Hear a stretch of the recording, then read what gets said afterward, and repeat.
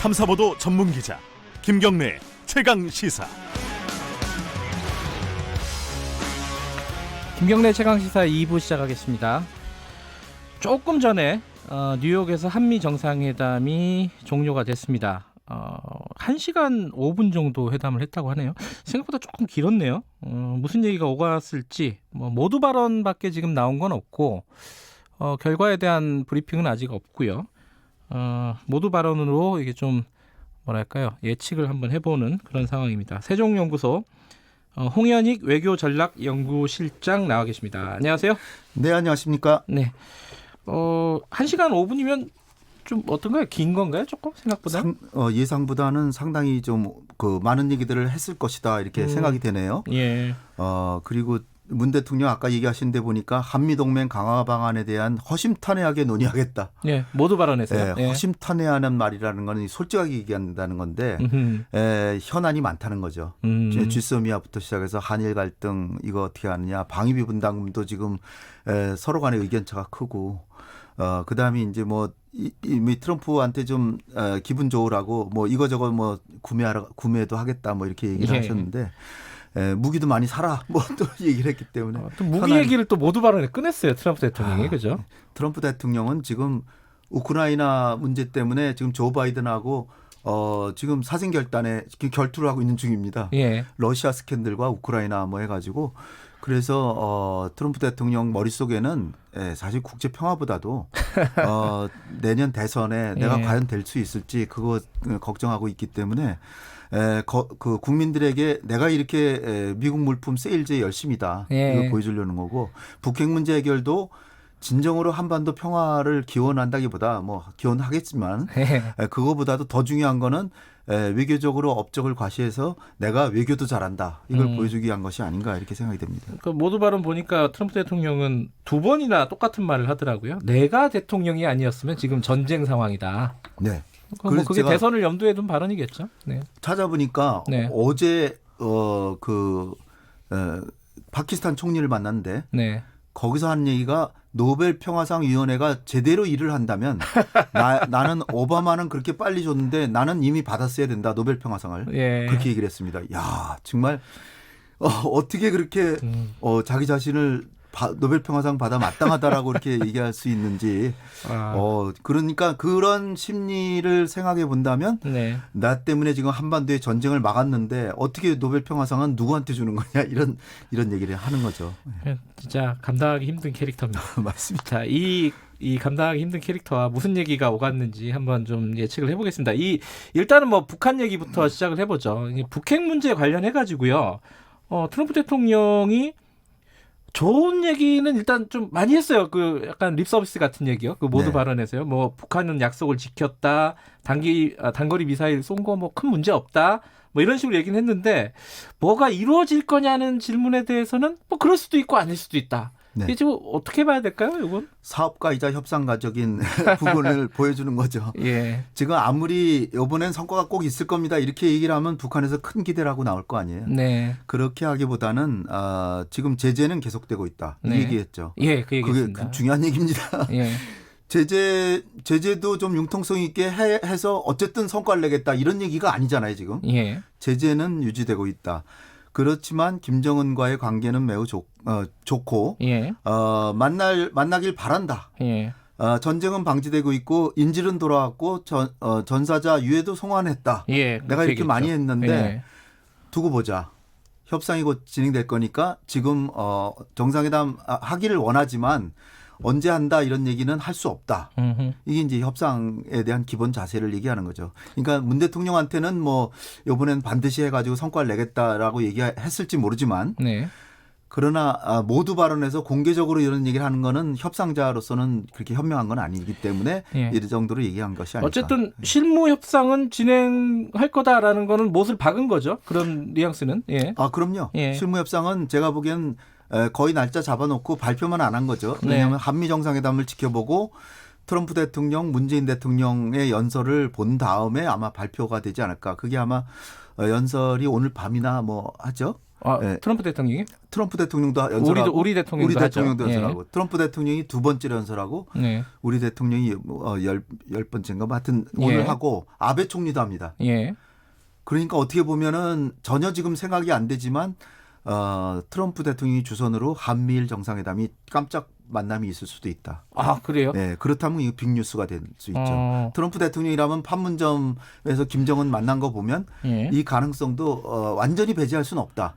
지금 아베 총리가 한일 정상회담은 난 안 한다라고 하지만 트럼프 대통령이 만나자 그러면 만날 테고 문재인 대통령도 다시 한번 보자 그러면 만나실 테고 아마 깜짝 만남이 있을 수도 있다. 왜냐하면은 트럼프 대통령은 큰 관심은 없지만 쥐소미아를 이거 한국이 지금 종료를 결정했는데 이거를 번복시켜야 된다는 게 아마 트럼프 대통령의 많은 참모들이 아마 귀에다 대고 얘기했을 겁니다. 그러니까 그걸 위해서는 만약 문 대통령이 아베 총리를 어떻게든 만난다면 가능성이 있죠. 그렇기 때문에 이거보다 좋은 그 기회는 없기 때문에 저는 혹시 만남이 이루어지는 게 아닌가. 이런 생각, 기대? 기대를 해봅니다. 왜냐하면 지금 동시에 지금 뉴욕에 세 분이 다 있기 때문에. 뭐 트럼프 대통령이 두 분한테 이제 문재인 대통령과 아베 총리에게 뭐 만나자 그러면은 양쪽에서 거절하기가 좀 애매하겠죠, 그거는? 애매한 데다가 우리 정부도 지금 한일 관계를 미래지향적으로 가져가고 싶고 쥐소미아도 연장하고 싶은데 일본이 우리를 불신한다 그래서 안 한 거기 때문에 거기다가 하나 더 덧붙이면은 아베 총리는 자기가 반도체하고 LCD 3개 부품 제재 가하면 한국이 항복할 줄 알았는데 항복하긴커녕 한국도 같이 백색 국가 리스트에서 제외해버리니까 아베도 지금 조금 후회하고 있는 것 같아요. 느끼면은 그러나 이제 자기가 내친 김에 지금 고개를 숙일 수는 없기 때문에 계속 강하게 할 것처럼 하지만 추가 제재 조치는 못 하잖아요. 그 얘기는 은근히 체면을 세우면서 퇴로를 찾을지도 모른다. 그렇다면 트럼프가 강력히 얘기하면 문재인 대통령하고도 만나서 트럼프가 체면을 세워주니까 그렇다면 한일 관계 우리가 뭐 미래지향적으로 가보자 이렇게 될 수 있다는 이게 제 기대입니다. 예. 갑자기 일본 얘기로 튀었는데 다시 북한 얘기로 돌아오면요. 이 지금 북한의 그 제재 완화 이 부분에 대해서 말씀하신 대로 뭐 이 유엔 총회 요 과정에서 뭔가 얘기가 명확하게 나오지는 않을 거예요. 않을 건데 그래도 이제 실무 협상 과정이나 이런 걸 보면은 이게 북한이 원하는 단계적인 방식 이게 좀 어느 정도 미국이 받아들일 만한 분위기가 돼 있나요? 어땠습니까? 지금 이제 중요한 게 존 볼튼을 해임시켰고 거기다가 하나 더해서 존 볼튼이 얘기한 리비아 방식 때문에 비핵화 협상이 이렇게 지지부진했다. 그 얘기는 존 볼튼 방식 안 하겠다는 거잖아요. 그렇죠. 존 볼튼의 리비아식 방식은 선비핵화 후보상인데 이제 동시행동으로 하겠다는 겁니다. 그게 바로 싱가포르 정신이에요, 본래. 그러니까 싱가포르 정신으로 돌아가서 단계적으로 갈 건 분명한데 지금 관건이 되는 거는 포괄적 합의를 하고 단계적으로 갈지. 북한은 합의 자체도 단계적으로 하자. 근데 미국은 합의는 포괄적으로 종착역과 중간 지점까지 설정을 해놓고 요번엔 1단계만 하고 그다음에 또 2단계로 가자. 이것이 다르거든요. 그러니까 문제는 북한의 지금 카드는 포괄적인 비핵화의 정의하고 언젠가는 그 신고도 하겠다. 그런 거 정도를 얘기해서 트럼프의 체면을 살려주고 그 대신에 개성공단과 금강산 그리고 일종의 그 유엔 안보리 제재 뭐 한두 개 정도의 제재 해제.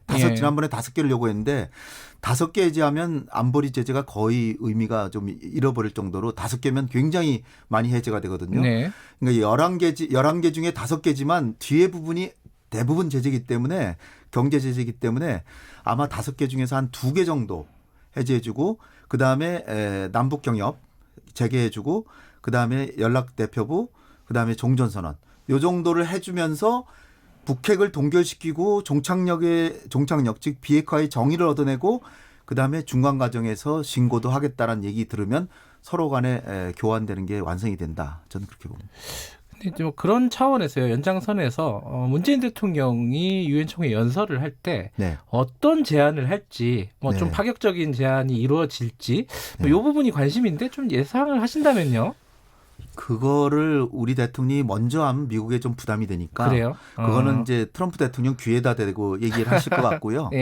총회에서의 연설은 아무래도 유엔은 평화의 기구입니다. 네. 그러니까 비핵화 문제 이걸 얘기를 하는데 일단은 문 대통령이 이루신 거 작년에 남북관계 진전 올림픽에 북한이 참여하도록 한 거 그다음에 9.19 평양 남북 군사합의서 네. 그래서 비무장지대를 평화지대로 만들었고 그래서 비무장지대를 평화지대를 만들어서 이를테면 뭐 지뢰 제거 같은 걸 하자든지 네. 뭐 이런 제거를 해서 유엔의 본연의 기능에 맞는 연설을 하시고 그다음에 남북 간에는 상호 불가침하자. 그다음에 상호 안보의 원칙에 따라서 가겠다. 거기서 한 걸음 더 나가면 문 대통령께서 8.15 연설 같은데 늘상 하시는 동북아의 에너지 공동체, 철도 공동체를 만들어서 그래서 한반도의 평화가 동북아의 평화 번영으로 되게 하겠다. 이런 메시지. 평화 경제론을 네. 얘기하시고 그다음에 이제 기후나 환경에 대한 이제 대한민국의 기여 이런 부분들을 쭉 연설하시지 않을까 이렇게 생각합니다. 연설에서 뭐 좀 구체적으로 개성공단이니 뭐 이런 얘기는 할 계제는 아닌 것 같고요. 그죠? 네.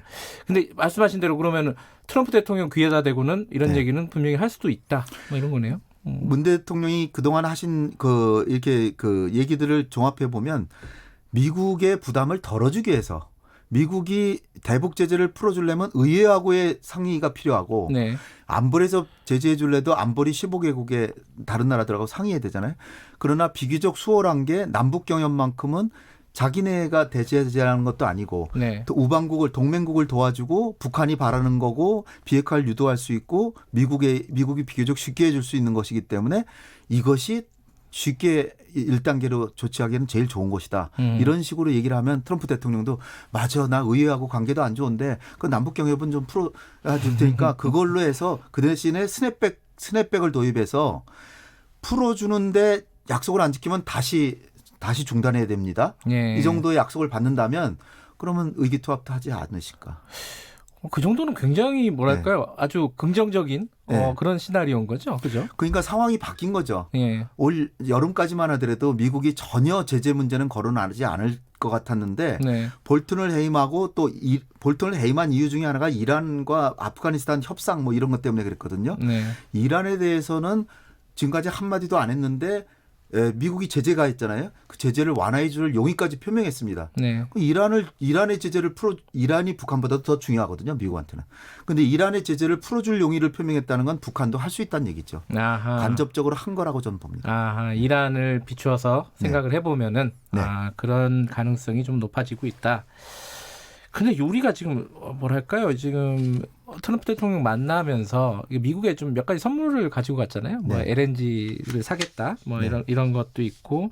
그리고 또 하나가 좀 꼬이고 있는 게 방위비 분담금 얘기예요. 네. 이거 국민적인 여론도 사실은 좋지 않고 네. 이거 어떻게 풀어나갈지 이 문제를 미국 요구액은 물론 그렇게 실제로 요구할지는 모르겠지만 굉장히 많잖아요. 지금 6조를 네. 요구하고 있잖아요.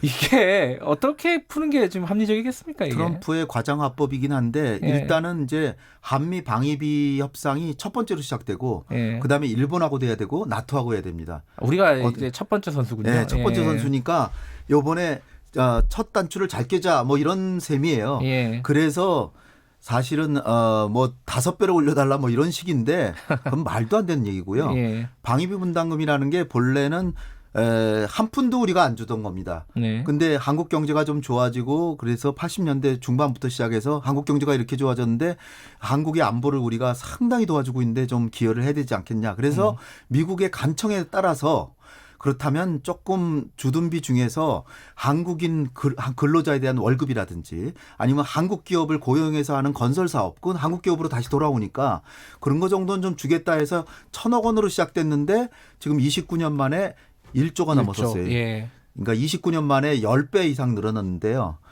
이거는 사실은 좀 미국이 과도하게 요구하는 것이고 그다음에 이 방위비 분담금에 안 들어있는 게 뭐냐면 일본에는 계산하면서 우리는 안 들어있는 게 토지 이용료예요.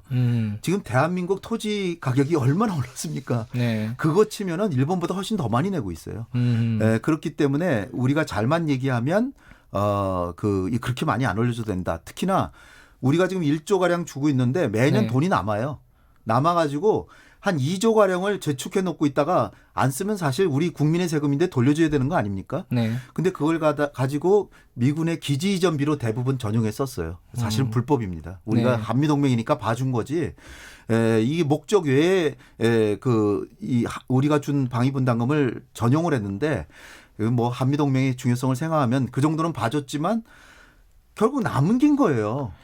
남았는데 왜 이렇게 더 많이 달래냐 그거예요. 네. 그러니까 방위분담금의 목적 자체를 바꾸면 몰라도 네. 그러니까 미국이 목적을 바꾸려고 그러죠. 전략 자산을 한국에 배치하는 비용은 따로 내라. 예. 뭐 이런 식인데 그거는 미국이 조금 좀 과도하게 요구하는 것이 아닌가 이렇게 생각됩니다. 근데 이게 다 연계가 돼 있는 얘기라서 이제 북핵 네. 문제라든가 이제 네. 뭐 방위 분담금이라든가 그래가지고 우리가 목소리를 크게 내기가 좀 애매한 상황이 아니냐 이게 걱정이잖아요. 저라면요. 네. 이건 제 개인 의견인데 저라면은 지금 미군이 28,500명이 있는데 미군이 그동안 정말 대한민국 안보를 위해서 매우 고생해줬고 네. 매우 고맙고 그런데 이제 우리 대한민국도 국방비가 지금 북한에 거의 10배를 씁니다 매년. 네. 그 우리 국력도 재래식 무기에 있어서 상당히 많이 북한보다 앞서고 있기 때문에 네. 28,500명까지 다 필요하냐. 10,000명 정도는 철수해도 좋겠다라고 네. 얘기를 하면서 한미동맹의 진정한 지금의 기능은 재래식 군사력은 우리가 어느 정도 앞섰기 때문에 핵 안보에 있습니다. 핵 예. 억지력에 있으니까 핵 억지력을 확실히 보장하는 전제하에 28,500명 중에서 10,000명 정도는 송환해도 좋겠습니다라고 하면 지금 미국이 세계적인 전략에서 가장 중요한 게 중국에 대한 견제인데 중국 견제를 위해서 대한민국처럼 좋은 기지가 없고 거기에 방위분담금을 50% 이상 대주고 있고 미국으로 만약 철수시키면 그 군대를 제대시키지 않는 이상 그 군대를 유지하면 그 방위비가 훨씬 더 많이 알겠습니다. 듭니다. 우리도 뭐 협상의 여지가 많이 있다. 근데 우리가 말씀이시네요. 이제 발상의 예. 전환을 해서 예. 그런 식으로 약간 공세적으로 나가면 트럼프 대통령이 그럼 없던 얘기를 합시다. 그냥 작년 알겠습니다. 것만 받겠습니다. 그럴 수도 있다고 저는 봅니다. 한미 정상회담 관련된 결과는 곧 나오겠죠. 오늘 저녁에 열린 토론 나오시나요? KBS 1라디오? 맞습니다. 예, 홍현직 박사님의 좀 더 자세한 의견을 들으시려면은 KBS 1라디오 열린 토론을 저녁 때 8시에 시작하죠? 8시 아니죠. 7시 20분. 7시 20분 죄송합니다. 7시 20분에 들으시길 바라겠습니다. 오늘 고맙습니다. 네, 감사합니다. 세종연구소 홍현익 외교전략연구실장이었습니다.